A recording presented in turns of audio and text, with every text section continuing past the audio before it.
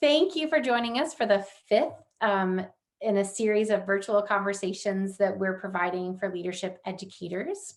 We had over 1,500 people register to engage in our first four series, and we're excited to be back for round five.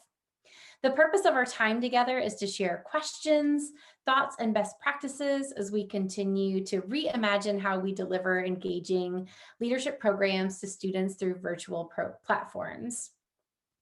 Zoom is a platform that's familiar to everyone. So we have this slide just to kind of share with people how to engage in that, how to share in your pronouns if you choose to do that, how to respond to polls that might be displayed during the session, and then any private messages that you wanted to share to the moderators during the session as well.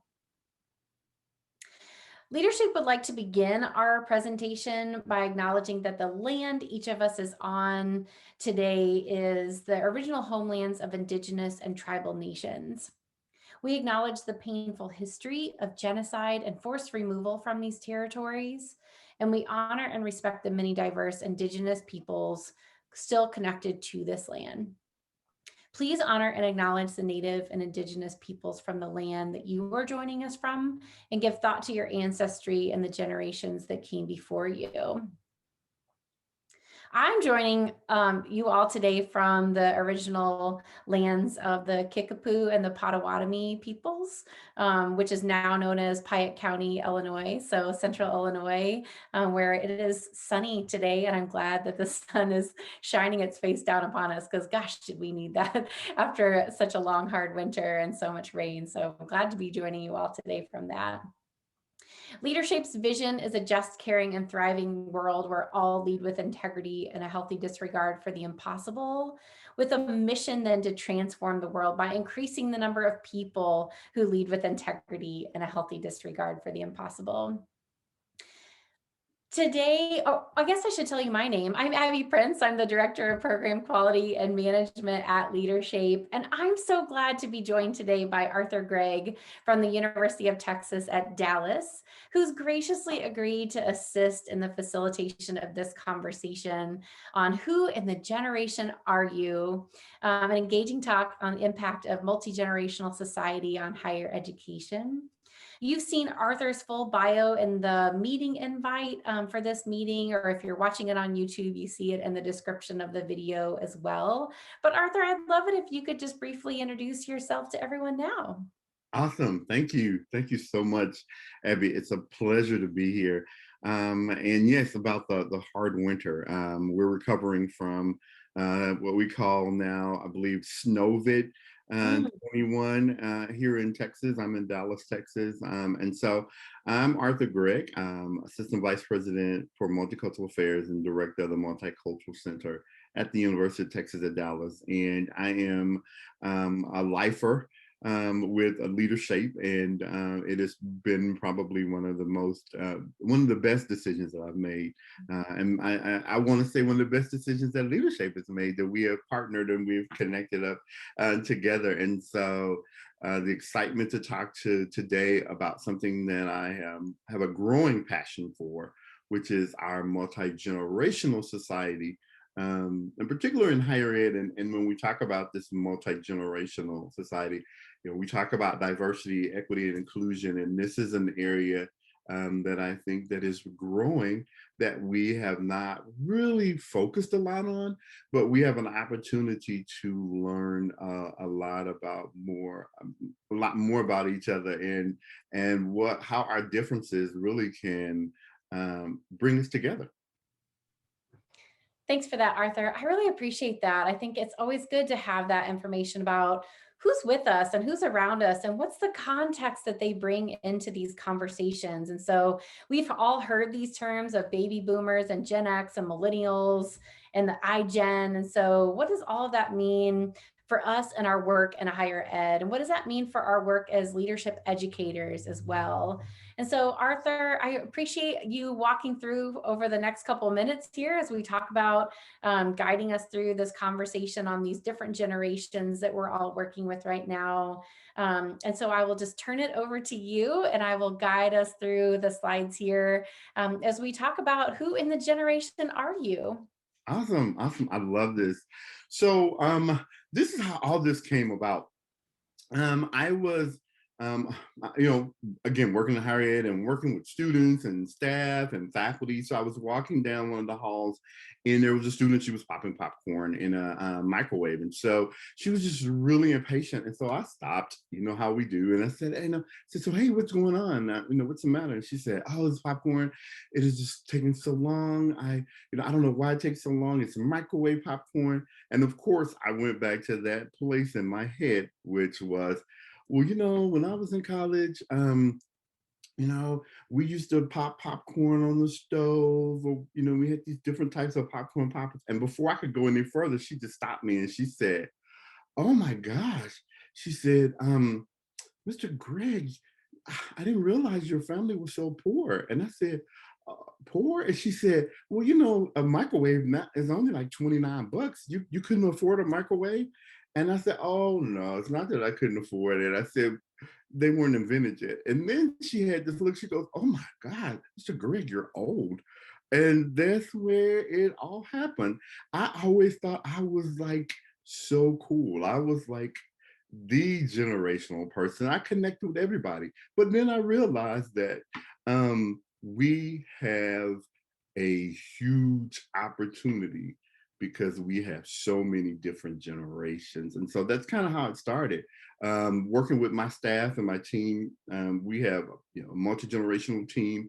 And so I have learned so much from the team about the concept. And so when we talk about a multi-generational team or multi-generational society, the first start is thinking and understanding, learning more about who are those generations, Abby. And so I think that's the most important piece, is learning more about those generations, and also remembering one of the things we talk about in leadership is that although you may fall in this category, it is not to box anyone in and say, this is just who I am this has influenced me to be this kind of person. No, it's an opportunity for us to kind of understand what are some of the significant influences that we have had that have maybe shaped how we view things, whether it's through our or in our lenses. Oftentimes, I think about, you know, what were some of those important historical facts that happened during the time that you were born or I was born, and how that plays out. And so when I think about that, you know, I think about, well, for me, and I'll talk a little bit more about myself when we get to my era. But I wanted to start out though with the first group, who that group was a traditionalist, and the traditionalists were born before 1945. You may hear them called the silent generation as well, but we'll for this conversation we'll talk to them. We'll call them the traditionalists, and so many of them were born. You know, during the time of war, lots of war, World War II, the Korean War. They were born during the Great Depression. So you will see this group is very, has a mindset oftentimes about saving. This is probably the group that probably is the most financially secure because of how they saved. We saw the rise of big corporations. So many people went to work in the corporation. And then one of the things that I really it just opens my eyes to so many things is the fact that this generation experienced what is historically known as traditional families, a mom and dad or a two-parent home. And so you saw this generation. And so one of the things I always like to talk about the generation, and we'll go into a little depth about them a little later, and you're going to get a kick out of it. The next generation is the baby boomers, and baby boomers, which is my group, were born between 1946 and 1964. So we saw things like, and for many, their parents saw, you know, civil rights movements, all types of movements, the Vietnam War, the Cold War, the sexual revolution. Never thought about that. Divorce. So here we go from seeing more the two-parent home now to beginning to see divorce and the single-parent home. What I think is really interesting also is war. We saw more of war because, and it was in the news because it was on TV. Prior to boomers, with the traditionalists, everything we heard about war was on the radio. So we could hear about it, but we didn't see it. Now the boomers actually got to see it. War came into your living room through your TV. So we have the Generation X, which was born between 1965 and 1977, saw a lot of things like Watergate or corruption in government, big government, the energy crisis, single parents. This was the first group who were latchkey kids, which I thought was so cool. And we'll talk a little bit about latchkey kids a little later. Begin to see corporations downsizing. So whether traditionalists saw the rise of big corporations, Gen Xers saw corporations starting to downsize.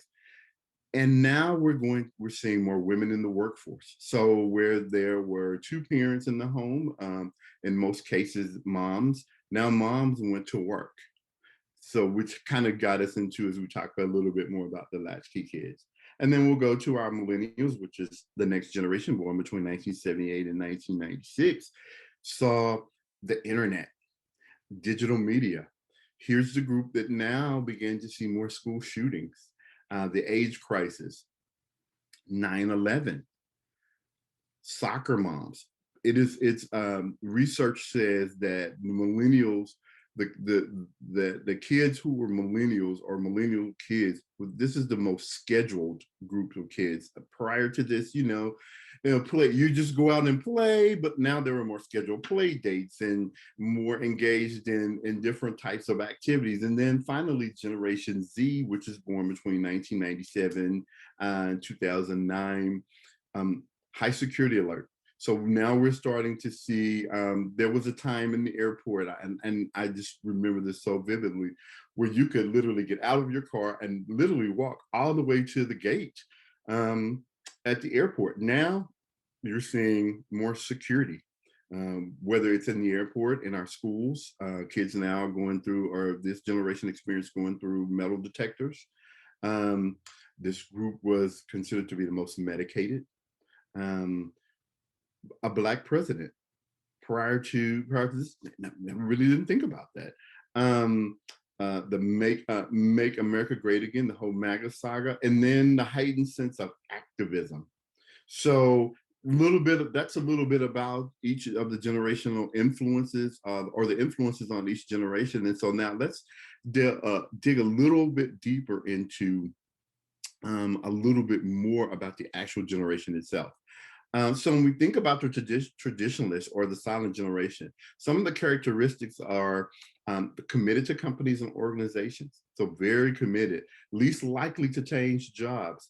We joke a lot of times, people say, oh, these are the lifers. These are the people who will be at a company. Hey, growing up, what they saw was you work there until you get that gold watch. Recognition is very important to this group.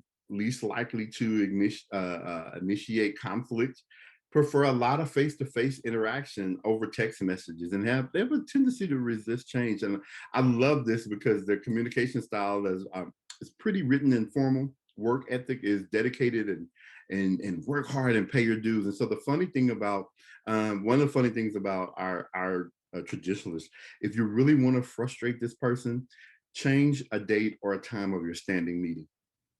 Or the other part to that is, this is the group who will, if you have IMs at work, your work IM, if you IM a person, a traditionalist, they will walk over to wherever you are and respond. Yep, I've experienced that. But it gives you an idea of why. Mm-hmm. So let's look at the our baby boomers. Our baby boomers, very involved, team oriented, spend now, worry later. And it's the funny thing about spend now, worry later. When I first read this, I was like, I wasn't getting it. Well, the reason why is because this is the generation that began to see the credit card and the revolving credit card. So it was like, oh, I can get it now and pay for it later. Big on consensus leadership, loyal to careers and employees and employers, prefers action or a discussion, These are more multitaskers. So this is the sandwich generation. Many boomers, in particular the later boomers, are, when we say sandwich, they're taking care of parents, elderly parents, and kids. And so they're sandwiched in between this, being a parent to one and still a child and almost a parent to the other. Tend to be workaholics, work because work is something that, because they're loyal to careers and loyal to employers. Um, Communication style really likes the one-on-one or call me. Don't text me, don't send me a note, just call me. Um, the work ethic is very driven.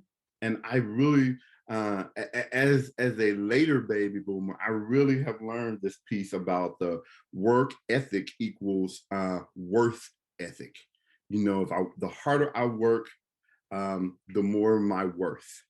People will see more of my worth. Some of the funny things about our baby boomers is that baby boomers typically, if you walk in their offices, they have a wall of fame. Every clock, certificate, anything that you've ever given them as a sense of accomplishment is all typically behind them. And I look at my own office. I realize I have all these things. I have no pictures of my family. Hilarious. But it also, it helps you think about what's important, or things because of how they were born and during the time, the influences on our baby boomers. Next slide. Our Generation X, this is the smallest generation. I don't know why, but it's the smallest generation.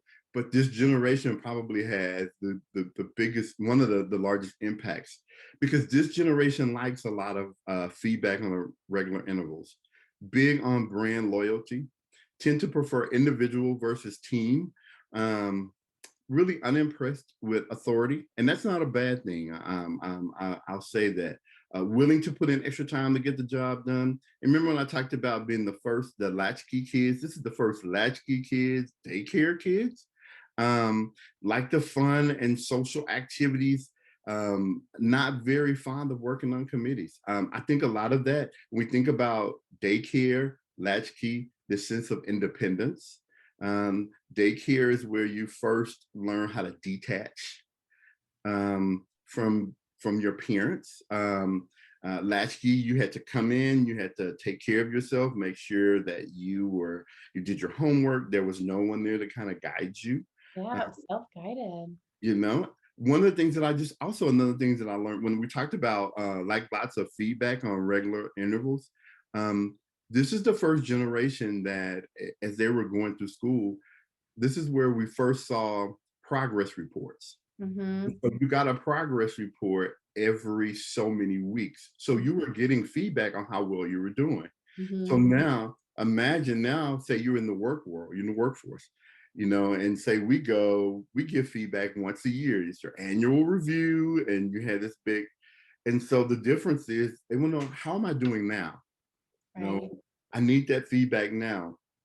When we think about direct email or text messages as a way to communicate now, it's more so, hey, just shoot me a text message. Or I have a lot of friends who are Gen X who will say, I text you not for you to call me back.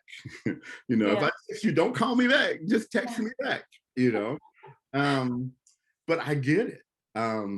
Work ethic is balance, work-life balance. Work smarter, not harder, and are self-reliant. So that's a little bit about our Gen X. Our millennials. Millennials get such a bad rap. I love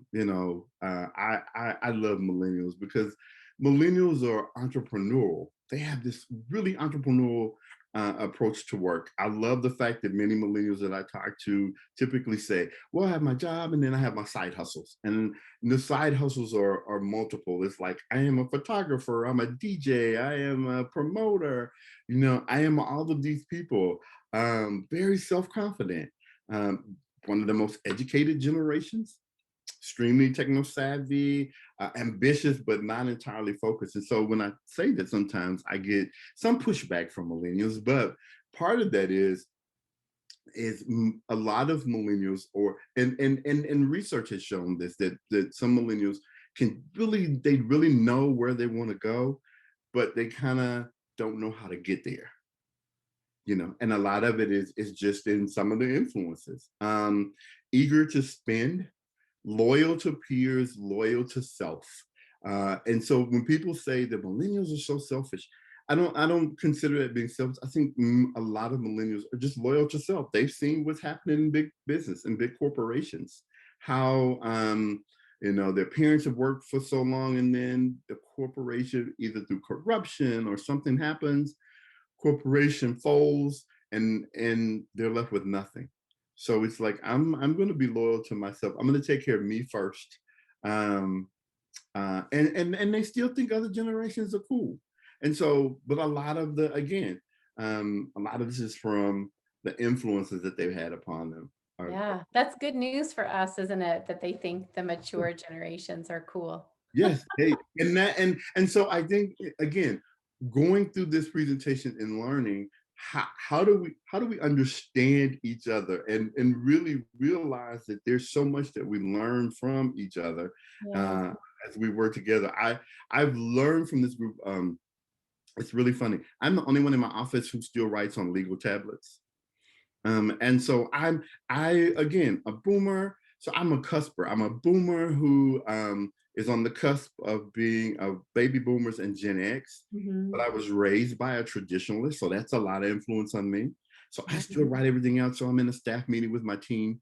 And even our student workers were in this meeting. So we were all in there. And so I'm just going through everything. I'm looking at my tablet, and I look up and everyone's on their phone. And I'm like, what's going on? Is it an emergency? Is the world ending or what? And they're like, no, we're taking notes. Taking notes on our phone. Yeah. Never thought about it. Yeah. And I was like, oh, okay. And so then I'm on the whiteboard and I'm kind of working through this flow chart, and I'm drawing, and I'm like, I'm hoping you guys are getting this, because one of the things, the hardest part about this is, I've been known to lean against the board and erase something, and then I have to recreate it. And one of them said, can you scoot over a little bit? I kind of scoot over, and they said, okay, snap, take a picture. Never thought about that. So that helped me understand, ah, be more efficient in my work. But I still write things out longhand, though.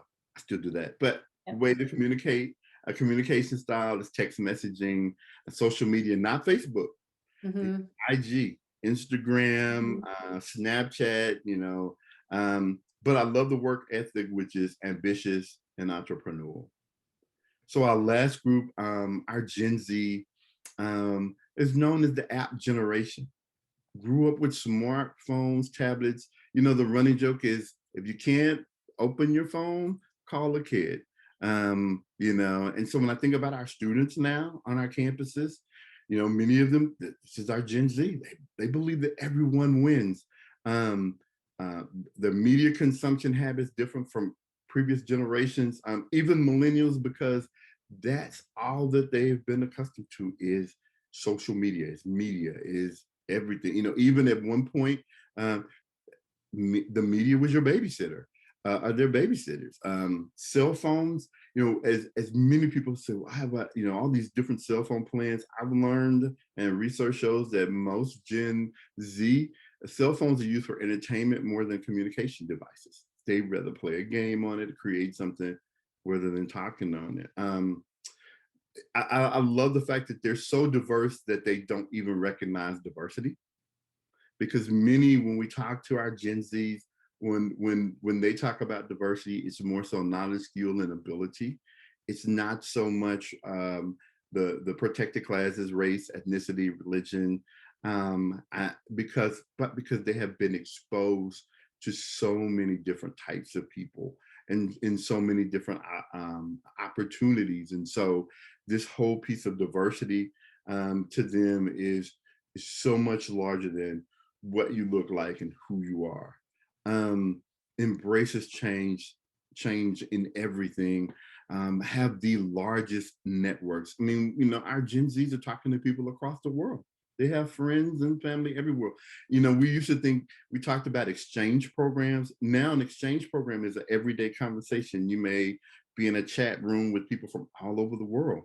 And so, again, we talk about a sense of entitlement. I don't really think it's just as much of a strong sense of entitlement. It's just we've exposed them to so much. And so their level of expectation, because of what other generations have exposed them to and put upon them, is just huge. And so they expect the best and they expect the most. And that's what a lot of our students come with, this strong expectation, and I think some of the other generations see this as entitlement, but it's more of an expectation is this is what I'm accustomed to. This is what I've always been accustomed to. Communication style, again, mobile devices. I love the face-to-face fact. They want to talk to you in the face, and the whole video chat. I have met more parents, more friends, more family members, everybody through video chat. I mean, I'm like walking down the mall on campus, and I'll see some of the students, and I'm like, you're on that phone, you're gonna run into somebody, and they go, oh no, Mr. Gregg, I'm talking to my mom. Here, meet my mom. And then they just flip around, and I'm like, oh, hi mom, how are you? And it's like, oh, I wasn't kind of prepared to meet right now. And some of the moms' faces are like, neither was I, but you know. But I love the fact that our Gen Zs are the work ethic is really service based, really about diversity and about inclusion. If you look at many of our activism recently in the last few years and months, you look at the diversity of the students who are engaged and how engaged they are. I was talking to a friend who works with one of the Fortune 500 companies, and so we were talking about activism and students, and he said, well, a lot of his colleagues are in C-suites and have said how engaged their children are, their college-age children are, and the activism of what's going on in the world, whether it's the different programs, whether it's Black Lives Matters or anything that's going on, and so it has engaged more conversation between parents and kids. A lot of the Gen Zs have really worked to help to open the eyes of those in leadership because of the connection they have, whether it's at the family table or just they're being very outspoken. So let's see. Remember we had some guiding, some thoughts about ways that we can really, how do we work across this generational team? One of the things that I love to do is when we meet with our staff, full-time staff, is that we include a lot of our student employees in our meetings, because again, that brings us, we're a team. We're one team. And so they need to understand how we make decisions and the way we make decisions. And we need to hear from them how the decisions are affecting them. And so we bring them to the table. And so some of the things that we've thought about in working in our cross-generational teams is just to rethink some of the ways that we have our meetings. Do we bring in more kind of technology? We use things like Kahoot in our meetings. We use different types of platforms.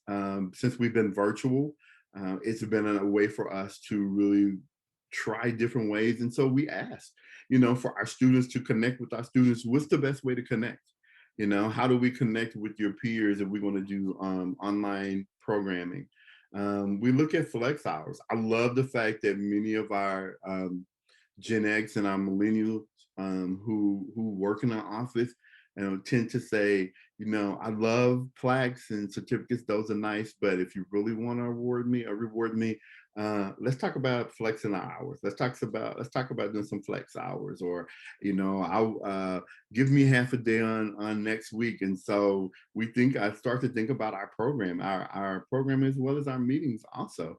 One of the things I've learned from our team also is that every meeting we do a question of the day, and it helps me learn more about the team.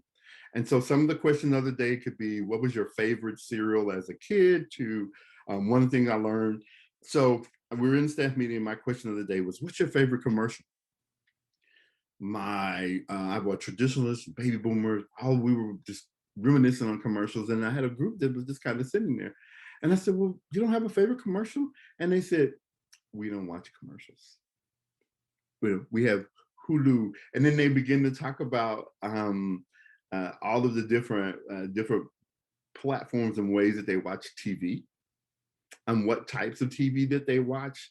And here's where I learned one of the things from our Gen X, who are our latchkey in daycare, first daycare kids, millennials, they share a lot. Part of where you learn to share. Oh, you get the Hulu, I'll get Netflix, and we'll share accounts. I never would have thought about that. That's so true. But it's ways to connect. How do we help each other learn? We use a lot of our traditionalists and our boomers to talk about the historical factors, where we use our millennials, Gen X, and Gen Zs to talk about where we are now. How do we connect the two to help each other understand? One of the things that we've got to start doing is give good reasons. Many in higher ed in particular, that we often say, well, that's just how it is, or that's just how we do it here. But we don't understand why we get pushback. But when you're talking to generations like our Gen Z, we've got to give them the why do we do this? And you know what? And what I've learned is that it doesn't take any longer than it's just the way that we've always done it, to just stop and say, here's the big picture. This is why we meet. This is why we have these types of assessments. And they go, oh, okay, I get it. I just needed to know why we were doing it. I needed to hear it. Yeah, I needed to understand. And again, is how do we take the opportunities to learn from each other and to really be the best conversations that I can say that I have had in my position, and even more so recently, has been with our Gen Zs, just to sit down and to talk, just to have conversations. And it's not about, something specific. It's just, what's going on? How's your day? How do you see X? Or as opposed to me saying, well, you really should be active, interested in this or that, but to really ask them, what excites you about going to college? Because there are many options now for our Gen Z students, right?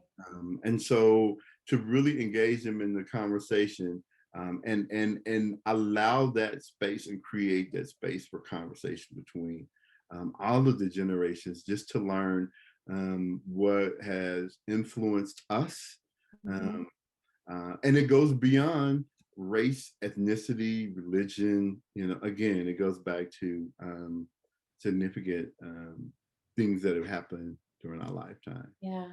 Arthur, I appreciate that so many of the points here in these tactics seem to kind of resonate with the LeaderShape principle that everyone is a teacher and everyone is a learner, right? As long as we're still open to learning from other people and seeing them as teachers and being a teacher ourselves, I think that is such an important way to acknowledge the experiences and the knowledge that each of these generations have. I really like this.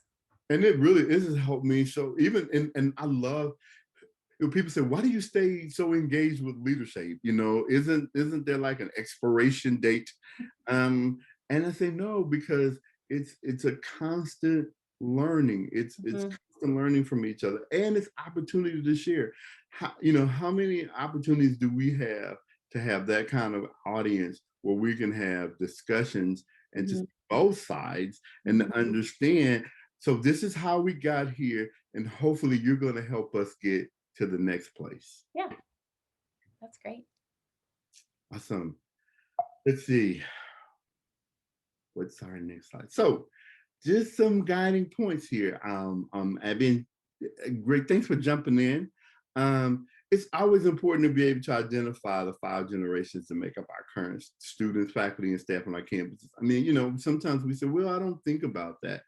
It's hard not to, in particular nowadays, because we're all there. And who's coming behind the Gen Z? I was listening to webinar the other day, and so they were talking about the generation after Gen Z, and they were like, well, it would normally be generation alpha because Z ends the alphabet, and so the next would go to alpha. But they said, based on what we've had this past year, it may be generation C, it may be generation COVID. So it's important to understand and to be able to identify different walks of life or different experiences that we have on our campuses. And to realize and to remember that each of the generations have been influenced by historical and monumental events that really shaped the lenses in which they view the world. So if that's something that you grew up with, as I said earlier, I am a boomer, I'm a cusper, I'm a boomer on the cusp of Gen X, but I was raised by a traditionalist. And so I have a little bit of each, but the influence, the majority of the influence came from the traditionalists. So my work ethic is really like the traditionalist. And so, but I was still impacted by all the other stuff in between. And so just like I'm a cusper, there are others out there who are cuspers. And then the influence of your parents, what that influence that they have on you or the parents have on our students. Understanding the characteristics about each of the generation, the work ethic, communication preferences of others help us work better together as a team as we meet goals and objectives. The more you know how people communicate, the more you know how the best way to communicate with them or the best way that they work, the more we can get things accomplished. And our last, or as you think about ways to how do you motivate and reward students as well as staff, it's important to think less of what you would want and more of what they would deem as recognition as a team. Oftentimes we always say, oh, and I'm one of those kind of people, oh, I think this would be great, they would love this. And really in my mind, in my head, I'm saying, no, I would really like this, and I'd have to kind of pull back sometimes and say, think about the group, think about the different things that each group, one size doesn't fit all. One certificate doesn't mean the same thing to everybody. So we have to be really intentional in thinking about how to reward our team. And then, to remember that we typically see things through lenses of our own life experiences, whether it's cultural and generation. And that's oftentimes how it guides our approach to many situations. Mm-hmm. I think I had one more.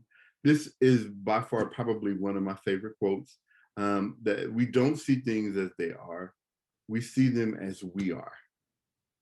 And as much as we want to say, this is what it is, it's almost like, I was a journalism major in college, and I remember one of the first things that I learned is that, you can ask 5 people who see the same thing, what they saw, and you will get 5 different answers, but they all saw the same thing.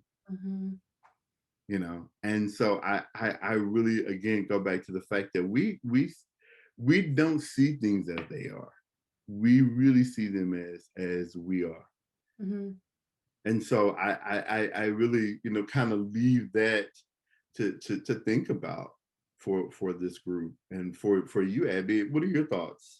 I think that quote is so poignant, and it doesn't surprise me at all that it is a quote that's so important to you, Arthur, as someone who embraces other generations and values the opinions and thoughts and experiences of others. I really appreciate hearing this from you, from your lens, from your voice, but also what you've taught us about how we seek to understand others a little bit better too, and how we consider their life experiences and the ways in which they've shaped them, and thinking about from a generational perspective. I think that's so helpful to see and to be thoughtful about those that we're working with as we try to understand them, as we try to interact with them differently and understand what it is that they need and where they're coming from with the ideas and thoughts that they have, and their work ethic too. As I was listening to you talk, I was like, yep, I can definitely see my parents in this generation. I can definitely see my nephews in this generation. I can see how they interact between the two of them in these ways. And the questions that I've asked too about like, why are you on Facebook? Why do you have to use Instagram? Right? Like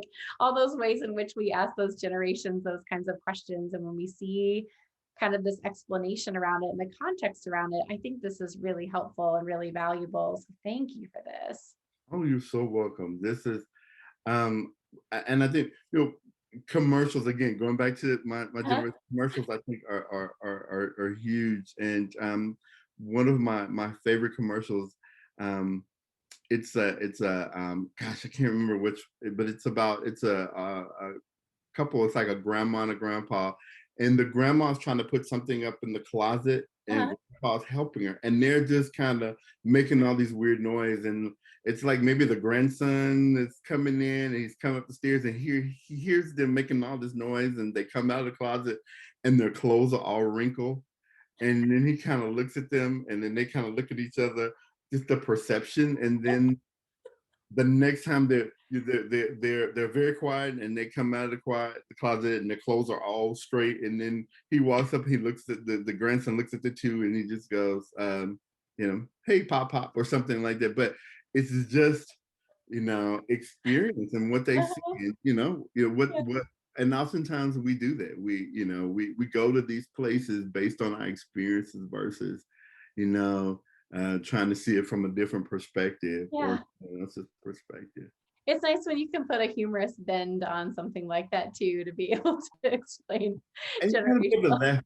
You gotta be able to laugh at yourself sometimes. too. And then I think as cool and as hip as I am so lame sometimes, but I am so grateful that I work in higher ed because it keeps me, that is one place where I really see the five generations. Yeah. Um, and it's very obvious because for some reason, our students are getting younger and I am getting older. Mm-hmm. And so, I think the opportunities that we have, in particular in higher ed, to have these conversations, because guess what? This affects not just our campuses, not just higher ed, but our Yeah. communities, our churches, our organizations. It spills out Mm-hmm. beyond higher ed. And who else should be the leader of a lot of this information is Right. Right. higher ed. That's so wonderful. Well, Arthur, I have to say that since we started this session today, I've been thinking about making some popcorn. And so know that that will be one of the first things I do when we get off of our call today is to make some popcorn in the microwave. Sorry, but it will be still really good. But and again, now I am so glad we have options. I know, me too. It's good to have options, right? Right. So Well, go ahead. I'm sorry. yeah, no, I was going to say we had some guiding questions that that you wanted to leave people with from our session today as well. Yeah, here different questions that I feel that you can use, in your workplace with your teams. Just questions to think over. As you are continuing the work that you do. Um, think about what are generations that you want to know more about. Mhm. What's been your experience working with and in a multi-generational workplace? I think to really maybe step back and think about, wow, you know, it is an experience. Mhm. How do you think about the references that you use when you're explaining a point to students, faculty, or staff? Are they just from your generation? And number three is the question that really got me, Abby, because again, I love trivia, and so when we started this whole COVID thing, and campuses shut down, and so we were working remote. I was in a conversation on a Zoom conversation with our team, and I said, "Gosh, I really feel like Gilligan's Island. I felt like we just left for a 3-hour tour. We left on a Friday, and then we haven't been back in a year." And so again, that reference was something that it was Gilligan's Island. Many of our Gen Yeah. X's, they were like, our millennials or our Gen Z, they were like, I don't even know who Gilligan is, but okay. And so I had to start thinking about think about my references as I'm talking. I've several times in LeaderShape, I've had participants to say, Yeah, I don't get it. Great point, but I just don't get it. And it boiled down to the reference. And so, Right. oh, let me bring it to today. And then they're like, oh, get it. Um, Gilligan's Island would be a great show for folks to binge in these last couple months of sheltering in place, though, I think. yes, because it's almost been, it's just like COVID. I mean, it's like you had to makeshift things, offices, spaces, Yeah. but think about how diverse is your team when it relates, as it relates to the multi-generational and society, and what are ways to motivate them. Really think about, again, as I said earlier, thinking about what is it that they would want versus what you think they would want, which is really what you want in most cases. And then how do you think that this multi-generational society has impacted higher ed? I think that's a question to ask for yourself, um, and answer, and continue to have these conversations. Mm-hmm. Yeah, they're great conversations to keep having for sure. Great. Well, Arthur, I want to thank you. Thank you for your time. Thank you for all the ways in which you've brought in your own personal experiences and examples into telling us and sharing with us about all these generations that we're working with, that we're learning from, that we're hearing about, that we're engaging with, and that we're seeking to understand better too as we continue to do better at our work and with our coworkers. So thank you for that. I did want to share, Arthur, just in my own appreciation for you and for this time and recording this video. I do want for those who are watching to share with you that feel free to forward this presentation on to other people that you Yeah. think could benefit from it. Perhaps as a staff, you're having those conversations and answering those guiding questions that Arthur has shared with us. Maybe you're changing some of the ways that as a staff you're working together too, as you're considering the value of the different generations that you're engaging with, either in your own staff or other offices that you're engaging with as well, that you're valuing those experiences and learning from everyone, no matter what generation they're coming to and what experiences they're bringing to those conversations. So Arthur, thank you for that. Once again, I really do appreciate your time and being able to share with us and educate us and learn along with us as well. So thank you for that. Thank you for having me. It's been a pleasure. I love Good, it. Love it. good. I'm so glad. I'm so glad. Well, as a brief commercial time, I just want to share with everyone that's watching that this is one of the ways that LeaderShape is pulling people together in community, is through these conversations, these virtual conversations with leadership educators. But we also have programs that we offer. So if you go to our website at www.leadershape.org, you can learn about our programs that are listed for you here: the Institute, Catalyst, Courageous Dialogue, and Resilience as well. We will be back soon for Series 6 as we talk about more conversations, virtual conversations with leadership educators. And so, Arthur, thank you again for your time today. I will be making some popcorn and thinking about these generational categories that you've shared with us about. So thank you once again. I really appreciate it. Awesome. Thank you, Abby. And it's always a pleasure to have a conversation with you. Thank you. Wonderful. Okay, let me stop recording.